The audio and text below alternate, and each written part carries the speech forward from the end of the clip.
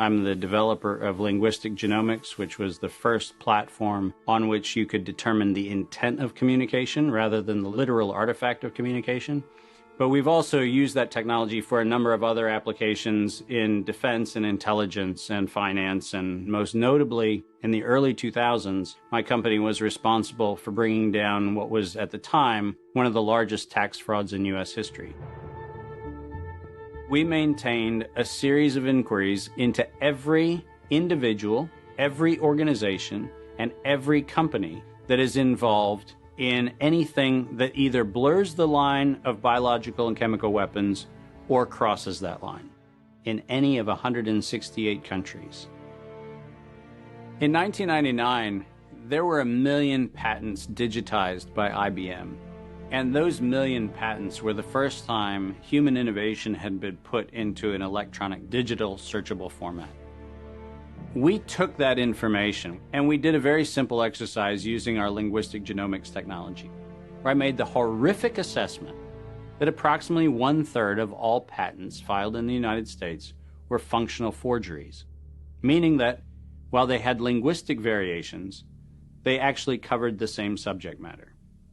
In 1999, patents on coronavirus started showing up, and thus began the rabbit trail. March 2003, panic grips Hong Kong as a deadly new virus sweeps through the city. In 2003, the Center for Disease Control saw the possibility of a gold strike, and that was the coronavirus outbreak that happened in Asia.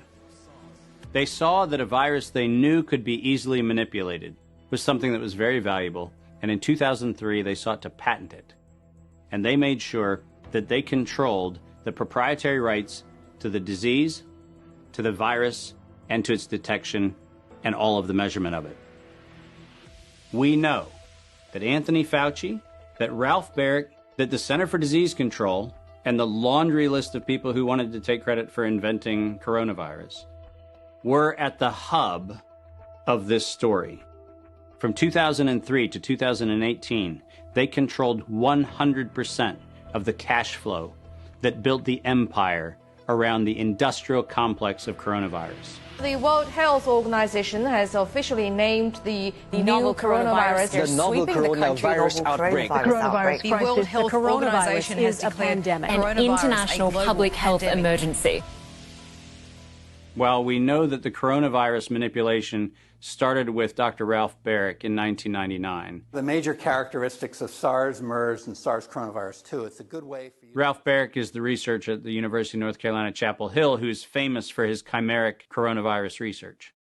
In 2002, there was a recognition that the coronavirus was seen as an exploitable mechanism for both good and ill. On April the 25th, 2003, the U.S. Center for Disease Control filed a patent on the coronavirus transmitted to humans.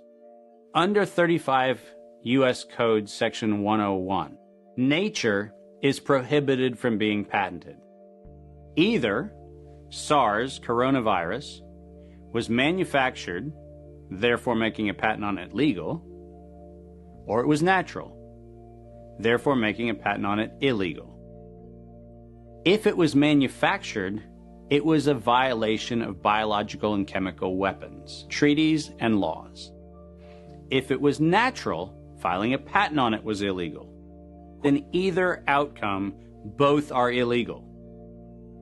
In the spring of 2007, the CDC filed a petition with the Patent Office to keep their application confidential and private. They actually filed patents on not only the virus, but they also filed patents on its detection and a kit to measure it. Because of that CDC patent, they had the ability to control who was authorized and who was not authorized to make independent inquiries into coronavirus. You cannot look at the virus, you cannot measure it, you cannot develop a test kit for it. And by ultimately receiving the patents that constrained anyone from using it, they had the means, they had the motive, and most of all, they had the monetary gain from turning coronavirus from a pathogen to profit. Developing and owning a coronavirus vaccine has become a biotech arms race with political overtones. This vaccine gold rush is starting to bother me. Gold rush. Let's keep that in mind. And so somewhere between 2012 and 2013, something happened. The federal funding for research that was feeding into places like Harvard, Emory, University of North Carolina, Chapel Hill, that funding suddenly became impaired by something that happened at the NIH, where the NIH got this little tiny moment of clarity and said, I think something we're doing is wrong. And in 2013, the NIH said, gain-of-function research on coronavirus should be suspended. The National Institutes of Health had a moral and social and potentially legal reason to object to research.